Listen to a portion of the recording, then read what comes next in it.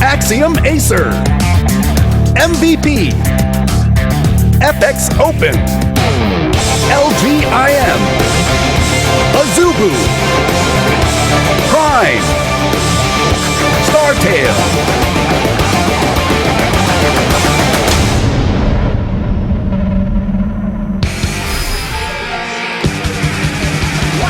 Welcome back to the GSTL. Axiom-Acer has taken a point on the board. Scarlet was able to defeat MVP. It was incredible. It was really well played. She hit a great timing there with the Baneling Zergling strategy.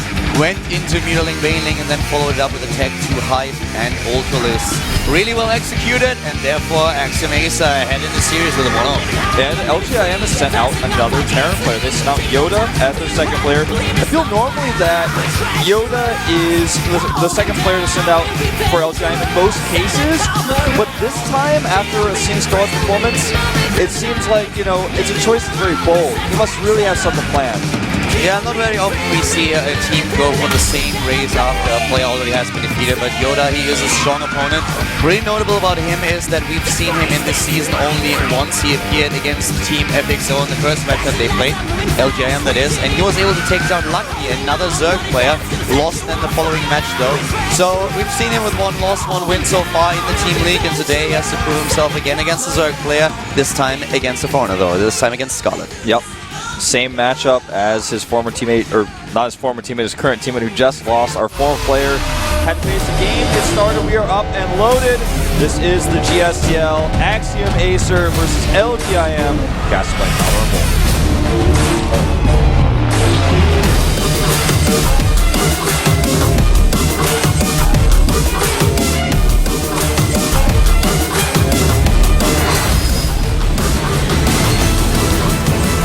Starting to the top left of a Killon, we have in red our Zerg player from Canada. Once again playing here for Axiom-Acer. It is Acer Scarlet.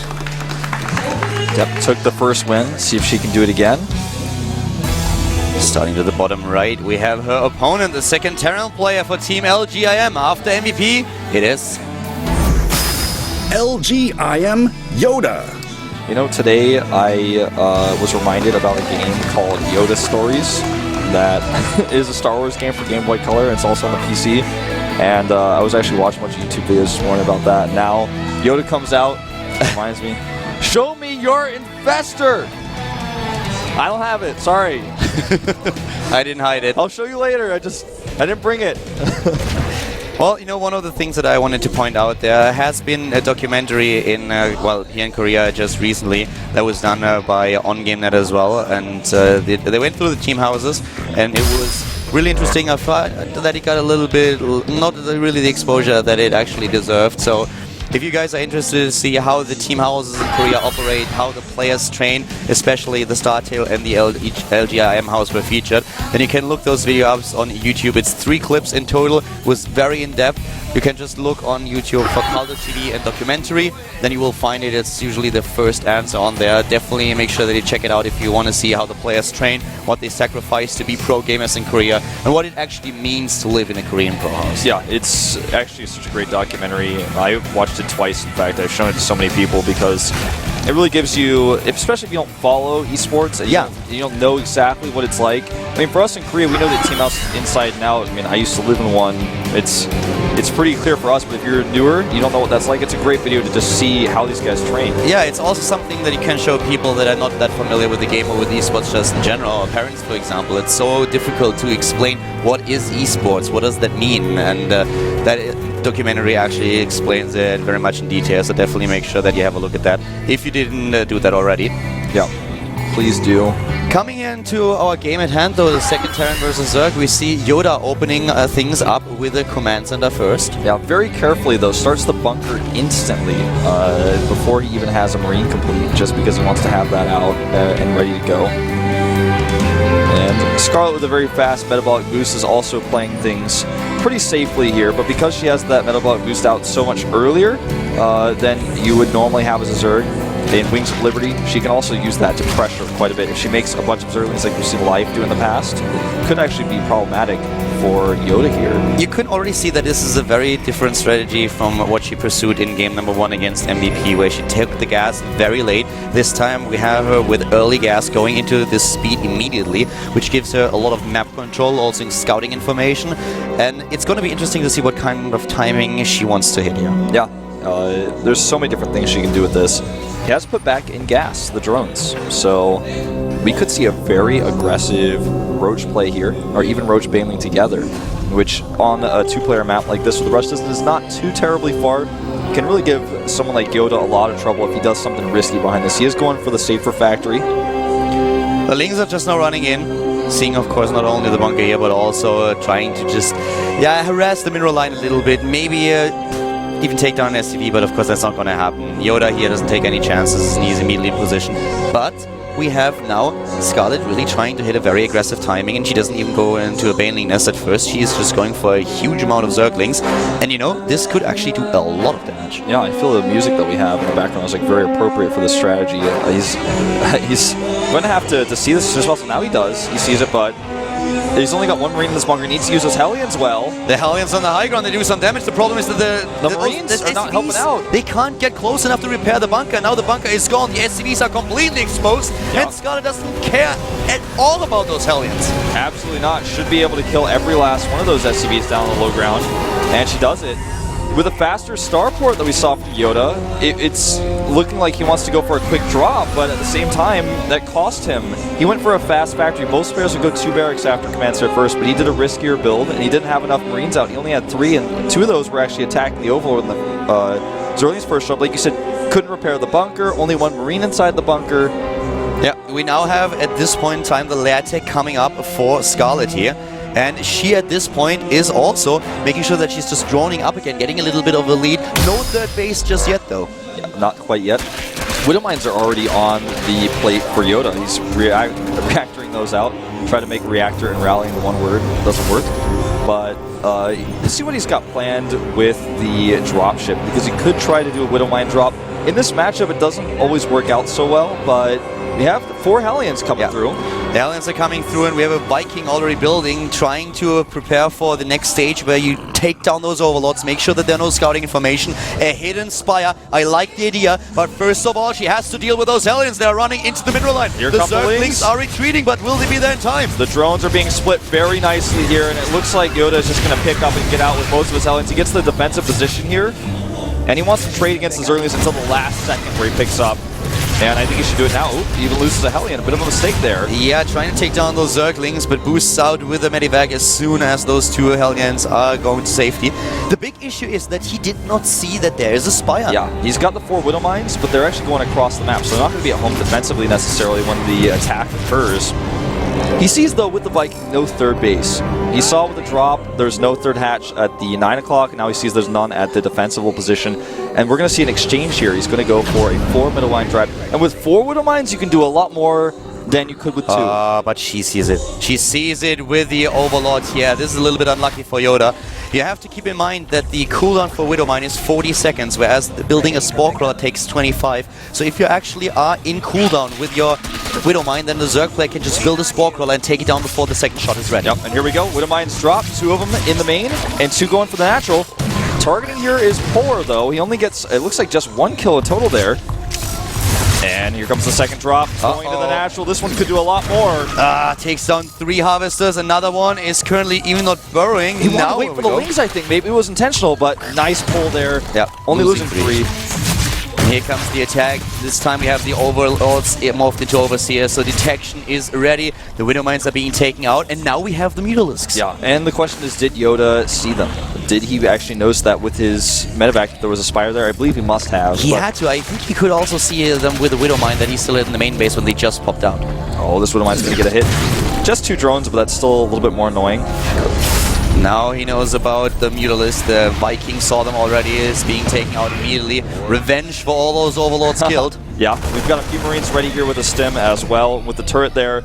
So it's not going to be able to use this for much more of an aggressive attack at this point. She has to be very careful. Just wants to pick up dropships like this. If she can find one, she's going to grab it. Perfect timing here. Just as the speed boost was wearing out, the Mutalisks are there, pick it up. And now Scarlet is putting on aggression once again, looking at 102 supply in total against 113. I have to say that Yoda looks really set up to deal with this. Yeah, I think so. I mean, they're going to come over here and pick away at these E-base, and if she can actually get one of those down, that would be great, but it's just not going to be possible. This forces a stim, forces some repairs. Yeah.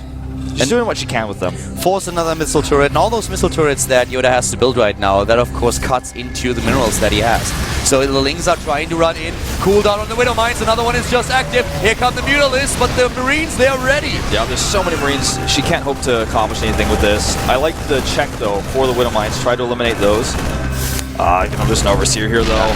Scarlet really tries to poke here. For her, it's very, very difficult now. Being on 3 bases, she's trying to go for the economy that she needs for the next stage. But with the Mutalisks alone, she couldn't do a lot of damage. Map control, that's important. For Yoda, on the other hand, establishing a 3rd base would be phenomenal. If he can pull this off, then he would be in great shape against her. Not going to be easy, though. Missile turret is already gone. With the Marines, he should be able to save it and ward off these mutas. But he's forced a lot of stims, you know, he has to stim left and right. He's also have to use some repairs here. Scarlet just not giving him room to breathe. But like you said, now he's secured it, and he's going to explode with his production. So the upgrades are going to start to stack up. He's already significantly ahead of the upgrades. Yeah, you're so right. We have 1-1 for Scarlet, whereas Yoda is on his way to get 2-2. For Scarlet, she tries to get ahead now in the economy by adding a 4th base already, going into the infestation pit, opening the way to go into Hive as well. She's really trying to catch up here. Her creep spread helping her once again, but this time I feel she is the one who really has to catch up. Yoda has a slight lead in this game. Yeah. Overlord speed, of course, researched a long time ago, so the Overseer can kind of carefully come in here, pick off the Widow Mine before it activates, and then get out. Really nice control by Scarlet. She knows how careful she has to be against these Widow Mines. Oh, see, things like this can happen. Exactly, you need to be very careful, and this is the part where the increased health regeneration for the Mutalisks helps you a lot. The drop to the left is going to be difficult to deal with if she doesn't pay attention to the minimap. Yeah. Well, the Muta's coming in here. She is really desperate to make something happen, but getting a little bit overzealous there, loses a Muta, and this drop is going to be so difficult to defend. There's nothing nearby. There is nothing, and the second drop is already moving in. We have at the 3rd base Marines trying to hit their stim, going in. No Spine Crawlers, no Spore Crawlers. Baneling running in, but another drop at the 4th. Yeah, Baneling speed not done yet, and trying to boost in here to the natural. Looks like the drop will be taken out, but this base, will it go down? He's got enough Marines to defeat the Zerlings, but he doesn't actually target because he's busy clearing up the creep in the middle of the map. The Queen is down, the Mutalisks are trying to save the day. There are 2 Marines, but the rest of the army is already forcing the middle of the map. This is a good move by Yoda now. He is securing everything here, taking down creep tumors. He has this Bio-Widow Mine combination that we were talking about in game number 1. Massive supply lead, 30 supply ahead here with a strong army with those upgrades finished. Now starting +3 back at home, and the drilling claws are almost done. That's going to make these Widow Mines so much more efficient because they can burrow so much faster than a siege tank, for example, could siege. Yeah. They are so much more flexible. They are so much more agile. And now once again, here come the reinforcements. Nice. She's trying to set up, she's trying to set up a trap coming from 2 angles at once, but it's really difficult to deal with the Widow Mines that are everywhere. It's a great spread by Yoda. Yeah. Really well set up. Here comes some fungals. That's a great hit on that army. Needs to get a follow-up here. Second fungal goes down. It's good. Yeah, so far we still have those Widow Mines not in cooldown, even with the infested Terrans that she was trying to use. It didn't work. The Mutas have to be so careful not to overextend. He needs to push up here carefully, though, because the Banelings are coming for a flank, as you can see here. Moving in, but the Widow Mines, they're everywhere. Scarlet, can she do it? It's a great surround, and the Widow Mines do get taken out here, and Scarlet is able to push this back and take a supply lead. She's not only pushing it back, she's taking a supply lead, and she's immediately going for the counter-aggression. We still have 4 bases against 3. Ultralists are now on the production tab, +2/+2. She is still behind in upgrades, but she is fighting. Yeah, she is fighting, and she is fighting hard. She's got a firm hold over the map right now. Still needs another base, but with this army that she has, with the Ultras coming in as well, continue to bully Yoda and keep him on 3 bases, but she'll have to defend these drops. There's one at the 3rd. Such a smart decision by Yoda, just going for the counter aggression here. Good offense is always the best defense. He's doing a great job here, moving in with Medivacs over and over again, forcing her back. That's exactly what he has to do right now. Buy himself some time, do damage to her economy. That's a great choice. Yeah, I mean, targeting until the last second. They're not going against the Lynx, but going against the Hatch. So later, when he runs back in, he can maybe snipe it. Looks like this drop will finally go down. And a missed fungal there. But this army needs to get out of here. It's still too far on creep. It's going to be very, very difficult for Scarlet to handle these drops once that Yoda hits +3/+3. These upgrades are so important for him right now, and he does a great job here. Also, the transition into the Marauders is so important now that Scarlet has the first Ultralisks on the map. Yeah, the Marauders are going to be how he deals with these. And Scarlet, when she wants to engage with the Ultras, is going to have to do it with fungals. If she misses the fungals, she's going to have to back off and try it again. You know, I love this zoom so much, by the way. We saw that earlier when this flank was happening and how Scarlet was able to just set up this flank and everything. This new interface is amazing. Shout out to GameHeart here while Scarlet is preparing her next move. A lot of baiting here on the Widow Mines, triggering almost all of them. Now the Lynx can come in freely. Needs to get some fungals down, though. Scarlet is moving in. The fungals are there. The Ultralisks are going to town right now. And Yoda, he has to retreat to the safety of his 3rd base. Yeah, you know, and all of his Widow Mines are gone here. The Marauders cutting through those Ultras. The last Ultra here looks like it may be enough. But we have now a nice supply lead for Scarlet. She's trying to force Yoda back. He has so many Medivacs here, but he doesn't really have the bio units to support. Exactly. You know, Medivacs are great for healing, but they need something underneath them to actually do the damage. Now with the Defender's advantage, that rally coming out of the barracks, he does push her back, but for how long? Scarlet has the bank, can remax very quickly here. And she is still on 4 bases against 3. She did not start +3/+3 yet, and I don't think that she researched Adrenal Glands. We don't have an observer computer here. I can't double check, but I don't remember seeing the upgrade on the production tab. So I don't think that she has all the upgrades that she needs to go into this late game. It looks like she really wants to finish it right here and right now. Yeah, I think you're right. I don't think that there's any plan to get Adrenal Glands at this point in time. I think we would have noticed the difference if she had research. I think you're exactly right. And she's actually decided to back off here a little bit rather than going for the frontal attack. And this is something that Yoda can have a sigh of relief for, because now he's secured his 4th base, he's continuing the drop aggression, and he just needs to make the better composition now. Yoda is closing the supply gap, and he's closing it fast. He has so many Widow Mines now on the map that gives him a bit of safety. He's producing 3 at a time, and Scarlet has stated, while she was talking to us earlier, before the game started, that she has a problem with Bio Widow Mine, that Widow Mines are tougher to deal with. And look at the Spire here. There's no creep spread anymore. The Overlord gets into position, and... oh, that was a close one. That was a 6 save there, but he targets it! That was a great move. Oh, Yoda! That was well done. In case that they're a little bit newer to StarCraft, Zergs can spread creep with an Overlord and then build a structure there. But once the creep is gone, because the Overlord is killed or the hatch that was nearby, the structure will continuously lose hit points over time, up to the point where creep is once again being spread. Yep. The only exceptions being unburrowed spore crawlers and extractors. Exactly. And spines. Yeah, and spines as well, yeah. And the Lynx here will clean up this drop, but Scarlet's in a position now where she has to wait for her Spire to be remade, so her composition is very predictable. It's going to be only Ultras, so there's going to be a lot of Marauders and Widow Mines. Widow Mines ignore the Ultras armor, so when you get a hit off on the Ultra, even though it doesn't do a lot of splash damage, it still does a lot of damage. You know, the next step for Yoda is really going to be to try to go into Ravens later on. This would help him so much if he can pull it off, but that's the big question. Can he do it? Because Scarlet, she's moving in again. The Widow Mine hits here are decent, but a lot of them were baited out before. Yoda pushes back and takes a 20 supply lead. Those Widow Mines, even though many of them were baited, the last ones that did hit with the Marauder shot to push the Ultras back here. And he didn't, she didn't kill them.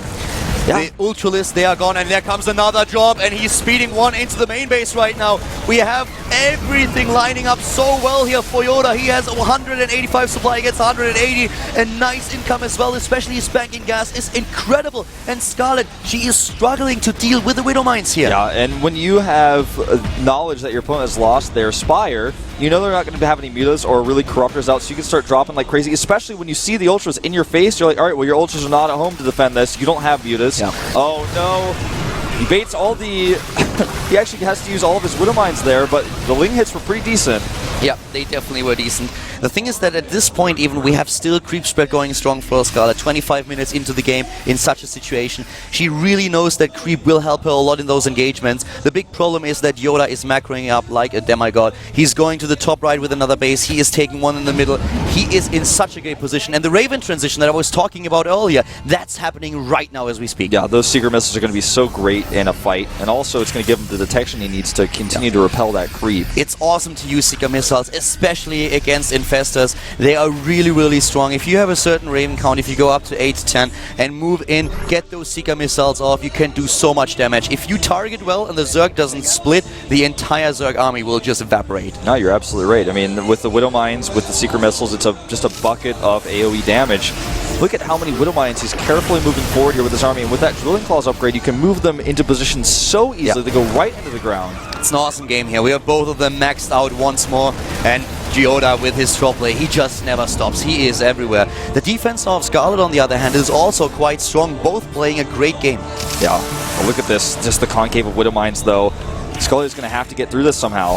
And did not want to get hit on the Ultras. Look at how fast the Ultras hit points plummets with all those Widow Mines firing. She's moving in. She's trying to go for the fungal right now. Where are those infestors? Here come the Seeker missiles, too. Oh, on the Ultra list, they tank the damage. This is actually a really close fight. The Ultra's getting low on hit points, but they are pushing this back. Another fungal on the bio. Does she have enough? It doesn't look like it. The Corruptors are trying to take down as many medivacs as possible, but Scarlet is at this point once again on the run. She's at 150 supply against 155. 7 Ultras on the way. She's trying to remax, but the army's just not there right now, and that's when she needs it. She needs to defend this base and maybe target it down. She needs more time. Where's the fungal? Doesn't have the energy. The infestor goes down. Here comes the medivacs again with a speed boost. Getting it out of there. The tech is exposed. The Ultralisk Cavern is under fire. She cannot afford to lose that.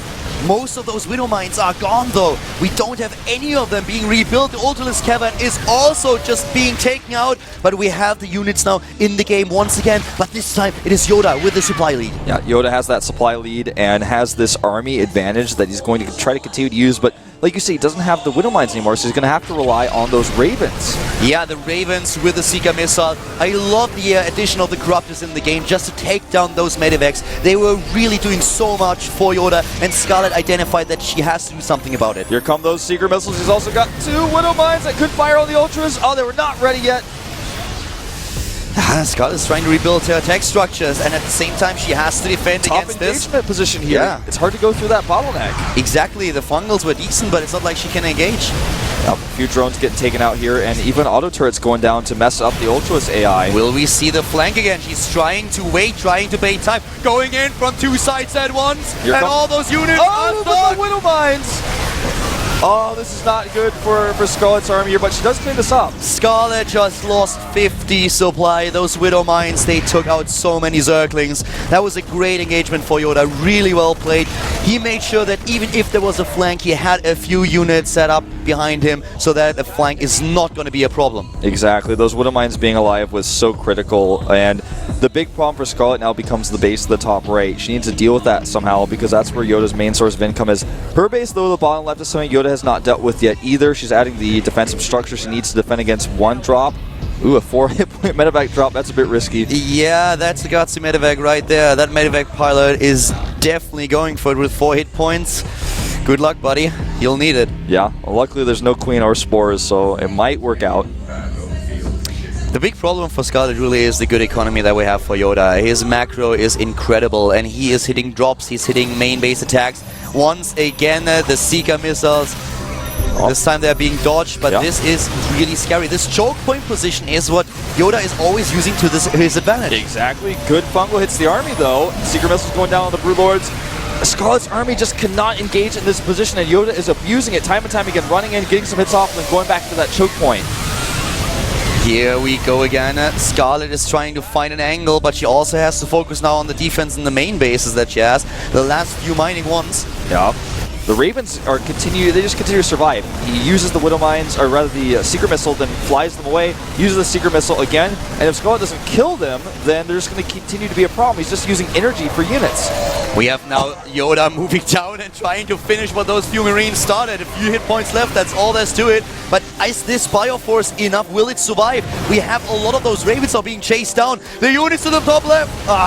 Hatch goes down, picks up with the medevacs. And Scarlet, I feel, may just be too behind to recover at this point. It's a 50 supply lead for Yoda, Wolf. Yeah, and she just does not have the economy to remax. The bases that she does have mining are almost mined out, so her economy is basically at 0 at this point. Whereas Yoda has that base at the top right. He's even taking the base up here at the 12 o'clock. Well, that's, I guess, more of like a 1 o'clock, but that base up at the top. You know, the momentum in this game shifted so completely. We had Scarlet going for attack after attack, but right now it's Yoda who's pushing the buttons. And Scarlet, the one who's desperately trying to survive, to just get a force and some momentum going to put the aggression on the Terran sides of the map again. Yeah, and Scarlet needs this base back up. She's going to have to be patient here. She needs to somehow make Yoda the one on the defensive, but with her army being this small, I just don't see that happening. Yoda is the one who's being the bully and controlling this game because he has that massive supply lead. Yoda doesn't have a single Widow Mine left on the other hand. Maybe that's something that she can use with a few good fungals, and she's trying to get them, but the fungals are not there yet. They can at least take down the Ravens. That would already be a huge win. Seeker missiles going down on the Infestors. In fact, the Infestors fast enough to dodge most of the shots, but he's closed the gap under those blue bombs. A great move, but it needs a second one. GG! Yoda does what MVP could not do. Scarlet in her second game here. The GSTL is being taken out. Well played by Yoda, but a great game in general. Yeah, it was really well done. Scarlet having a lot of positions in that game where it looked like she might be able to take it, but Yoda was resilient. He never gave up, and he kept his economy going. And then once he had those 3-3 upgrades, he just started to drop everywhere. It was a really nice game. That was her first appearance in the GSTL, a win against MVP. That's definitely an achievement. And in the second game, it also looked strong. I did an interview with her the last time that she was here at the studio in the first match of Axiom-Acer, and I already talked to her earlier. I will definitely do another interview with her later on today. You can find that on YouTube, then on GOMTV. It will also be on Reddit. And if you have any questions that you would like me to ask her, you can send me also a tweet at Caldor, and I will definitely try to figure those in if I haven't already asked them in the last interview. Right. Well, I'm looking forward to seeing that interview as well myself. I'm really interested to see what she has not only to say about her performance today, but also about the WCS. We briefly talked about it earlier, but then we had to focus, of course, on the team match. But I feel this is like the perfect start into this game. I mean, we have a 1-1 situation right now. MVP being taken out. Another player is still in the game. Axiom-Acer, a lot of good players, but not those high-profile players that Team LGIM has. And now we've got Yoda in the hot seat. He was able to take a win. And he looked really good. And it's very clear that even though Scott was able to take out one Terran, he looked at it and he said, nah, I think Yoda actually can do it. Yoda was the one that they used in the match against FXO to take down another Zerg player. Back then he had to face Lucky. So right now he seems to a little be the hitman that has to take out Zergs. So as soon as there's a Zerg in, it's like, okay, Yoda, you're up. Now the question becomes, what does Axiom-Acer do next? I think they want to save MMA for later.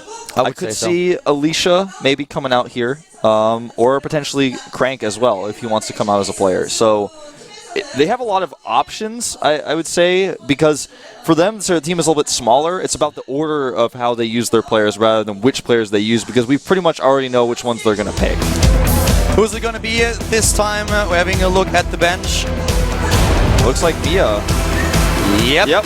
It is going to be Mia. Look at that. Choosing a Zerg player against Terran here. Same matchup once again. I'm excited. Yeah. Both teams making, in that regard, a similar choice. Even though their player lost that matchup, they're not switching up. They're continuing to use the same one. And Yoda will have to show his stuff once again. Well, we'll see how Mia has been training. Obviously, living in the same house as Scarlet, can pick up some of the same strategies, can talk a lot about how they approach, for example, Widow Mines. We saw Scarlet did not use the Storm Host to deal with the Widow Mines at all, but rather tried to bait them with Infested Terrans. That's a different style that we've seen. Yeah, it's a very different style. And Mia already played in the GSTL, but he played in a ZVZ. I missed that one. ST like gets a bag of donuts. He looks like an excited, he looks like he's 12 years old again. He's like, ooh, donuts. Then he realizes it's on camera. He puts the donuts away and looks up and tries to look all serious. I'm like, Nesty, we know what you're really like inside. Oh, look at those boxers. Squirtle. Blue and white stripes. Yeah. By the way, notice that... I feel he can pull it off. I think he can too. I think actually he chose the white jacket only because of the color of his boxers. It makes sense, man. That's a very... he's very fashion aware. That's Brandon, one of my good friends. He's actually here to watch the matches. But going back to the donuts, man, you notice this time there's only Krispy Kreme, no Dunkin' Donuts, so a lack of variety. Well, I wanted to go back to the choice of Mia. Mia, actually a player that Scarlett says she feels he is very, very underrated, that he doesn't even close to get the exposure that he needs to get, because he is a great player. Apparently she learned a lot from him, and he was always trying to show her a few ways of how to improve her play. So I am excited to see how Mia is doing. We had him when he was playing for Slayers, always one of those guys that could perform really well. Yeah. She feels he has some problems sometimes with his nerve issues, but that he is very, very strong. So I want him to prove it right now. I want him to really show us why he has been chosen to be out here against Yoda. And Axiom-Acer, I mean, they looked at the lineup, and Zerg just lost. And they're like, okay, Mia, you are a guy who is definitely able to take down Yoda, so go out and just win the second game. You know, there's a player that is not in this team league at all, and his name is Yu-Gi-Oh! And I feel like Mia is like always the shadow of Yu-Gi-Oh! For a while. Yu-Gi-Oh! Seemed to be there more often. Now Yu-Gi-Oh!'s moved on and out of this league entirely, but Mia has a lot of influences from him, now a lot of influences from Scarlett, great Zerg players to train with, and Mia is leveling up. Mia's a new Mia. It's not the same Mia that we saw before in Code A here and there, kind of made some splash appearances on Slayers. I think this is going to be a new and improved Mia, one that if he's been giving Scarlett all the tips and she's been taking those, then he probably is like the next level. Yep. You know, if she's taking the tips from him, then it's like, okay, you took out Scarlett, but can you beat Mia? And the thing is, she mentioned specifically that Mia was one of the Zerg players that really likes to use a Swarm Host against a Bio Widowmine strategy. That's not necessarily what we're going to see here, but I would be excited to see it again. We already saw a glimpse of the strategy when Sanai was facing Sound in the GSTL match that we had last week, but I would really like to see that again. That game back then was so exciting, it was so tense and so close. Seeing the same style, maybe with a few variations here, I would really love to see that. Yeah, I would as well. You know, there's always different ways to approach the Widowmine, and I like Scarlett's approach, but I think that the Infested Terran one is a little bit easier. I mean, not Infested Terran, why can I not think of the Swarm Host? I'm like, there's there's nothing infested here. Okay, the Swarm Host. No, but you're right. She approached it with the Infested Terrans, and it worked. Yeah, and the Swarm Host is a different way to approach. There's a lot of zoning that goes on. It's not only against the Widowmines, but also against the Bioforce, but you're invested in that burrowed position, and if there's a good scan and the Terran army gets close enough for some reason, you lose everything. There's no way you can run those units away. They're way too slow. You also force the Terran player to react. Those Swarm Hosts, they pop over and over again, so it's not like the Swarm Hosts are going to run out of energy here. So in this situation, the Terran player is forced to do something about it. At some point he has to move in, and if he does so, if all of his Widowmines are already in cooldown, that weakens his army, and this is one of the disadvantages that a Widowmine has over a tank. So that's definitely one of those things where it gets very interesting how the Terran player reacts to the threat. Yeah, exactly. I'm guessing we're having some of the players get in and get set up, but I wanted to talk a little bit about something that you've been working on. You've been casting a lot of YouTube videos. You've been getting your YouTube channel up and going. Did you want to talk about that at all while we have some downtime? Well, if you guys are interested, you can definitely check it out. It's GOMTV on YouTube. There were a lot of interviews with a lot of the players, Scarlett being one of them, Stefano too. I did a studio tour that shows the new studio. That's also amongst the recent videos. The speech that Mike Morheim gave at the WCS press conference is also uploaded there completely. So it's not only about the matches or any replay casts, but a lot of the things that are going on in Korea right now. Also a few thoughts about the North Korea threat. So it's a very diverse thing. I'm trying to upload a video per day, so if you're interested, definitely check it out. GOMTV on YouTube. And yeah, I would really appreciate also a little bit of feedback there if you guys have something that you want to say about it. I'm trying to put a lot of effort in it, so if you like it or if you don't, let me know why. Exactly. It's a great channel. We're going into this game now. Finally, the players are ready. The map is DMZ. Let's see if the next Zerg, Mia, can he turn things around for his team. Let's find out right now here at the GSTL Power Roll.